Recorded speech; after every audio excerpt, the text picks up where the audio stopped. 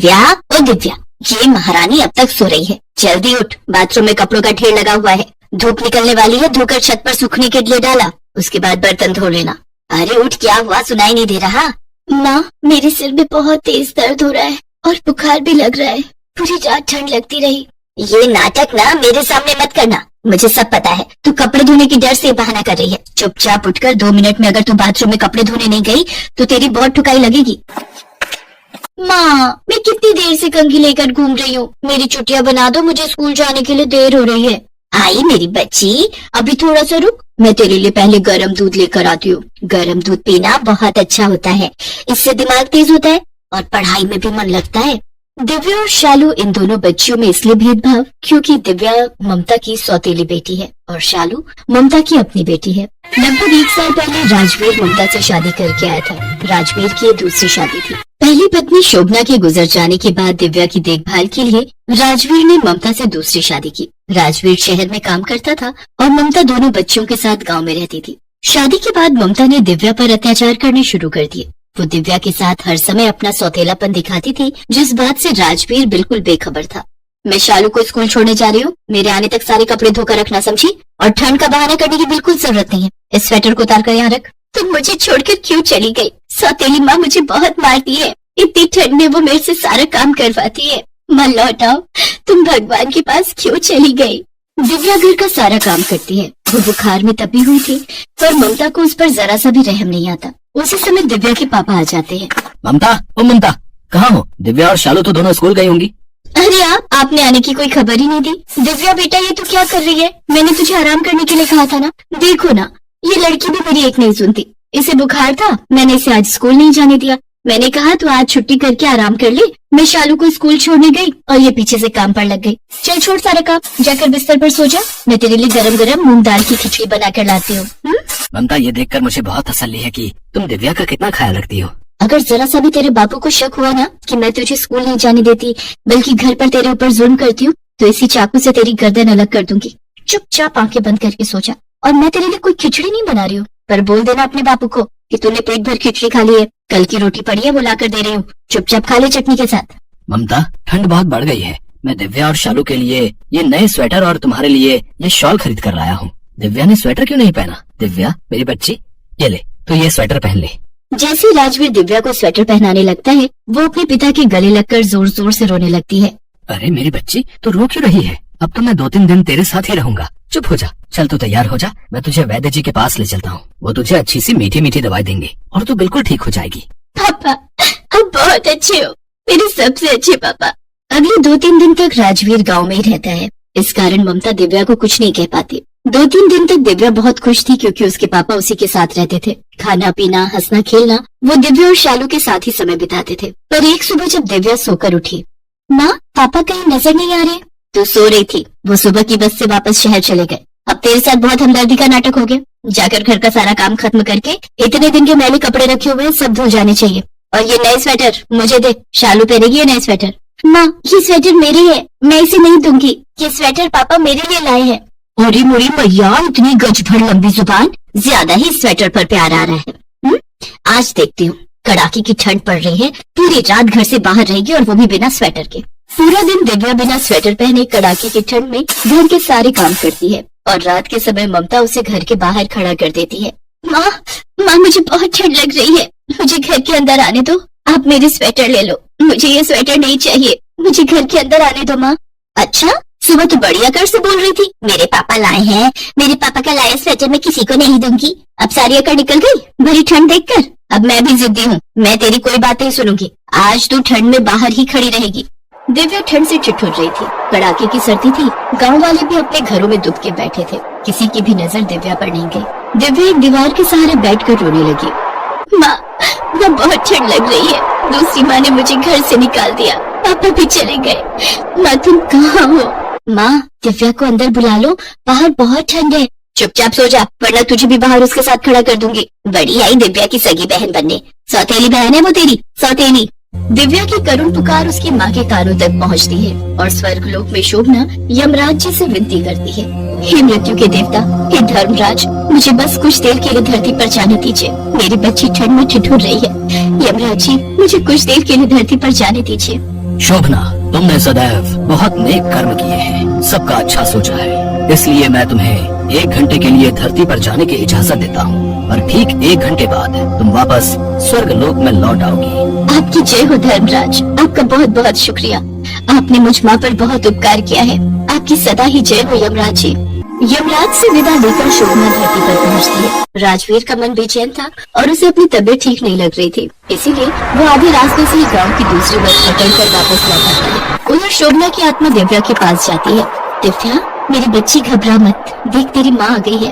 अपनी माँ को सामने देखकर दिव्या में हिम्मत आ जाती है और वो अपनी माँ की आत्मा से लिपट कर रोने लगती है। शोभना अपना हाथ उठाती है और उसके हाथ में कंबल आ जाता है। घबरा मत मेरी बच्ची, ले तो ये गर्म कंबल ओढ़ ले। माँ, दूसरी माँ मुझे बहुत मारती है, उन्होंने मुझे ठंड में यहाँ बाहर खड़ा कर दिया।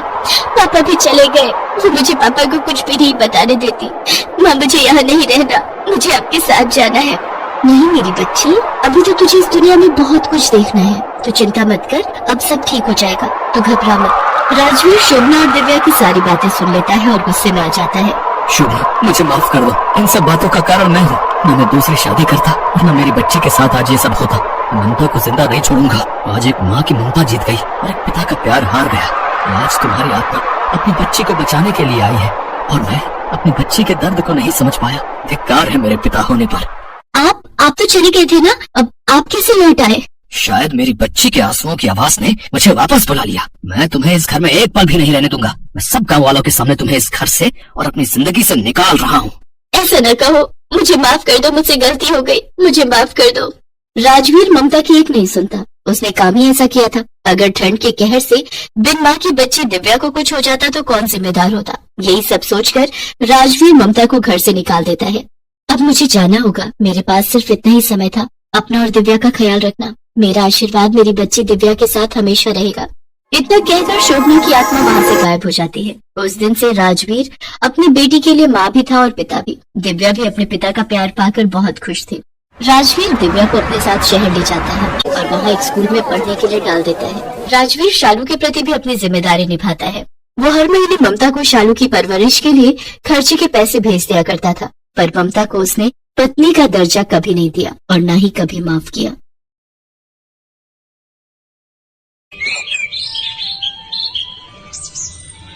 ये कहानी है राघव की।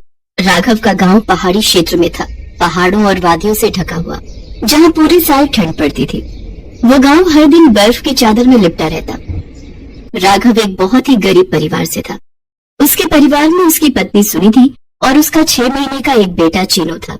राघव हर रोज जंगल से अपने घर के लिए लकड़ियां काट कर अपने खच्चर पर लाद कर ले आता, जिससे रोज आग जलाकर वो हाथ सेकते और घर को गर्म रखते।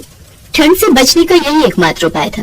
अधिकतर गांव वालों के पास हीटर था, लेकिन राघव का परिवार गरीब था, इसलिए वो हीटर नहीं खरीद सकते थे, तो उसकी जगह वो लकड़ियां जलाकर अपना गुजारा करते। पर एक दिन जंगलों की कटाई पर रोक लगाने के लिए सरकार ने एक नियम लागू किया, जिसमें जंगलों की लकड़ियां काटना गैर कानूनी हो गया। एक दिन राघव अपने दोस्त केशव और किशोर के साथ बैठा था। वो आग लगाकर बैठे थे और हाथ सेक रहे थे। तभी केशव बोला, अरे भाइयों, तुमने ये खबर पढ़ी क्या कि अब सरकार ने जंगलों से लकड़ियां काटने पर पाबंदी लगा दी है, और अगर कोई काटता हुआ पकड़ा गया तो उस पर कड़ी सजा भी है। हाँ भाई, अब बताओ, ये इतनी ठंडी जगह है, यहाँ लोग हर रोज लकड़ियां जलाते हैं, तब जाके थोड़ी आग से गर्मी और राहत बनी रहती है। बिना लकड़ियों के तो आग ही नहीं जलेगी, लोग ठंड से ठिठुर कर मर जाएंगे। भाई भैया, हमारे गांव में तो गैस सिलेंडर हीटर सब है, हमें तो कोई जरूरत नहीं है लकड़ियों की। अरे भाई साहब, सब तुम्हारी तरह सुखी और संपन्न थोड़ी हैं। क्यों राघव, अब कुछ सोचा है तूने, क्या करेगा? हीटर खरीद ले भाई, लकड़ियों से गुजारा नहीं हो पाएगा। ठंड देख रहा है कितनी पड़ रही है। मुझे तो इसकी ही ज्यादा चिंता है। आग नहीं जला पाएंगे और बिना आग के तो यहाँ गुजारा नामुमकिन है। आदमी भूख से बाद में ठंड से पहले मर जाएगा, और इतना पैसा भी नहीं है मेरे पास कि बाजार से हीटर खरीद के ले आऊं। तो भाई तू लकड़ी का हीटर ले ले। लकड़ी का हीटर मतलब? तुझे नहीं पता है? लकड़ी के हीटर के बारे में नहीं पता? काफी लोग कहते हैं कि उस काली पहाड़ी पर एक पेड़ है, उस पेड़ की ये खासियत है कि उसकी टहनियों को अगर तुम एक बार भी जला दो तो वो महीनों महीनों तक एक ही तापमान में जलती रहती है, और उन लकड़ियों से धुआं भी नहीं निकलता। और ऐसा सुना है कि वो पेड़ दिखने में बहुत सुंदर होते हैं। उनकी टहनियाँ नीले रंग की होती है और पत्ते गुलाबी रंग के। यार तुम भी कैसी बातें कर रहा है? वो पेड़ पहाड़ी के सबसे ऊपर वाले हिस्से में मिलता है, और वहाँ जाना कोई बच्चों का खेल नहीं है। वहाँ जंगल घना हो जाता है, वहाँ एक से एक खतरनाक जंगली जानवर हैं, और अगर तू उनसे भी बच गया तो उस पेड़ की रखवाली वहाँ के आदिवासी करते हैं। वो तुझे जान से मार देंगे, तो वहाँ जाना तो मौत को दावत देना है, और आज तक वहाँ कोई जा भी नहीं पाया है। हाँ, पर अगर कोई लकड़ियाँ लेकर आ जाए तो उसको किसी हीटर की जरूरत नहीं पड़ेगी फिर कभी। राघव उनकी बातें सुनता है, पर बिना कुछ कहे वहाँ से उठकर चला जाता है। घर की तरफ जाते जाते राघव अपने दोस्तों की बातें सोचता हुआ जाता है। राघव अपने घर पहुँचता है, तभी उसकी बीवी सुनिधि अपने बच्चों को गोद में लिए दरवाजे पर आ जाती है और पूछती, क्या हुआ जी, आप लकड़ियाँ लाए? लकड़ियाँ कहाँ से लाऊं? सरकार ने रोक लगा दी है पेड़ काटने पे। तो बिना लकड़ियों के खाना कैसे बनेगा और आग कैसे जलेगी? बिना आग के तो जिंदा ही नहीं रह पाएंगे। कहीं न कहीं से लकड़ियों का जुगाड़ करिए या शहर से हीटर खरीद कर लाइए। अरे कम से कम चीनों की तो फिक्र करो, बिना आग के तो इसकी ठंड से बुरी हालत हो जाएगी। चीनू की चिंता मुझे भी है, पर क्या करूं, न इतने पैसे हैं कि हीटर खरीद सके, न लकड़ियां मिल रही हैं। पर तुम चिंता न करो, आज भर गुजारा कर लो, कल देखता हूँ मैं कुछ। राघव ये बोलकर वहाँ से चला जाता है। रात में सोते समय राघव के मन में सिर्फ किशोर और केशव की बातें घूम रही थी। आखिर में वो सोच लेता है कि अगले दिन वो उस पहाड़ पर जाएगा और उस अनोखे पेड़ की लकड़ियां लेकर आएगा। अगली सुबह होती है। राघव सुनिधि को बिना बताए अपने खच्चर को अपने साथ लेकर उस पहाड़ी की तरफ निकल जाता है। राघव पहाड़ी की ऊंचाई की तरफ अपने कदम बढ़ाता जाता है। वो जितना ऊपर की तरफ जाता, जंगल उतना ही खूबसूरत और खतरनाक हो जाता। उसे जगह जगह पर जहरीले सांप और तरह तरह के जंगली जानवरों की आवाजें सुनाई आती है, लेकिन राघव संभल कर चलता रहता है और रुकता नहीं है, क्योंकि उसकी आंखों के आगे उसके छोटे बच्चे और उसकी बीवी की तस्वीर रहती है, जो अगर वो लकड़ियां नहीं ले जा पाएगा तो उसके परिवार के लिए जीवन बिताना बहुत मुश्किल हो जाएगा। धीरे धीरे वो हर खतरों से लड़ता पहाड़ी के उस हिस्से तक पहुंच जाता है जहाँ पर वो पेड़ पाए जाते हैं। तभी उसकी नजर एक बहुत ही खूबसूरत और बड़े आकार के पेड़ पर पड़ती है। उस पेड़ की पत्तियां गुलाबी व टहनियां नीले रंग की होती हैं। वो बहुत ही खूबसूरत दिख रहा था और बाकी पेड़ों से अलग भी था। धीरे धीरे वो जैसे अपनी नजर घुमाता, उसे चारों तरफ वही अनोखे पेड़ दिखाई पड़ते। ये देख राघव सोचता है, लगता है यही वो अनोखे पेड़ हैं जिनकी बातें किशोर और केशव कर रहे थे। अब एक काम करता हूँ, जल्दी से इन लकड़ियों को काट लेता हूँ और इन्हें खच्चर पर लाद कर गाँव ले चलता हूँ। ये बोलने के बाद राघव अपने काम पर लग गया। वो फटाफट लकड़ियां काटने लगा। तभी उसे किसी के भागने की और अजीब अजीब आवाजें आने लगती है, मानो जैसे बहुत से लोग चिल्लाते हुए राघव की तरफ आ रहे हो। राघव जब तक कुछ सोचता, तब तक राघव के चारों तरफ आदिवासी उसे घेर कर खड़े हो जाते हैं। उन सबके हाथों में नुकीले औजार होते हैं। राघव उन्हें देखकर डर जाता है, मानो उसने अपनी मृत्यु देख ली हो। आदिवासियों ने राघव के हाथ में कुल्हाड़ी देखी। वे लोग राघव को उठाकर ले जाने लगते हैं। अरे छोड़ो, अरे कौन हो तुम? मुझे जाने दो, मुझे छोड़ दो रे। आदिवासी राघव को उठाकर अपने साथ कबीले में ले जाते हैं। राघव उनके कबीले को देखता है। सब मिलकर राघव को ले जाकर अपने सरदार के पास खड़ा कर देते हैं। सरदार, ये इंसान हमारे अग्नि वृक्ष को काट रहा था, हम इसे पकड़कर आपके पास लाए हैं, बताइए क्या किया जाए इसका?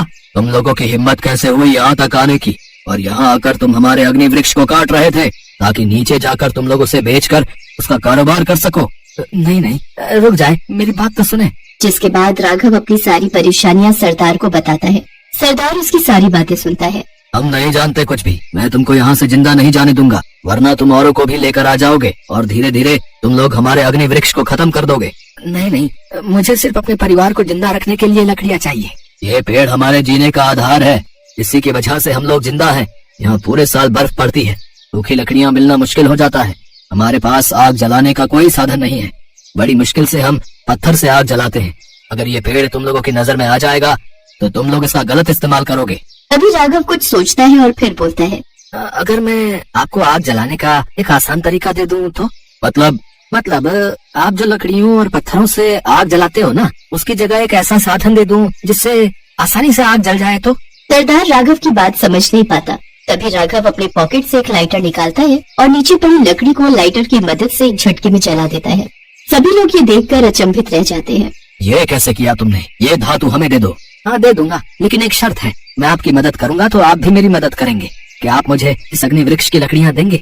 हाँ, लेकिन एक वादा करना पड़ेगा तुमको कि अग्नि वृक्ष की लकड़ियों को तुम सिर्फ अपने लिए ही इस्तेमाल करोगे, और ये बात तुम किसी को भी नहीं बताओगे और अपने तक ही रखोगे, और इसके बदले तुमको ये धातु हमें देना पड़ेगा। राघव उसकी सारी बातें मान लेता है और सरदार उसको लाइटर के बदले ढेर सारी लकड़ियाँ दे देता है, जिसे राघव अपने खच्चर पर लादकर अपने गांव ले आता है। और बिना किसी को बताए वो उन लकड़ियों का इस्तेमाल करता है और अपना जीवन अच्छे से व्यतीत करने लगता है। इस लकड़ी की खास बात ये थी कि यह अग्नि वृक्ष की लकड़ी जलने के बाद कभी राख नहीं बनती थी। इसे जितना मन उतना जलाया जा सकता था और बुझाया जा सकता था। इस तरह राघव और उसके परिवार का जीवन खुशी खुशी बीतने लगा। इस कहानी से हमें ये शिक्षा मिलती है कि हमेशा एक दूसरे की मदद करते रहना चाहिए।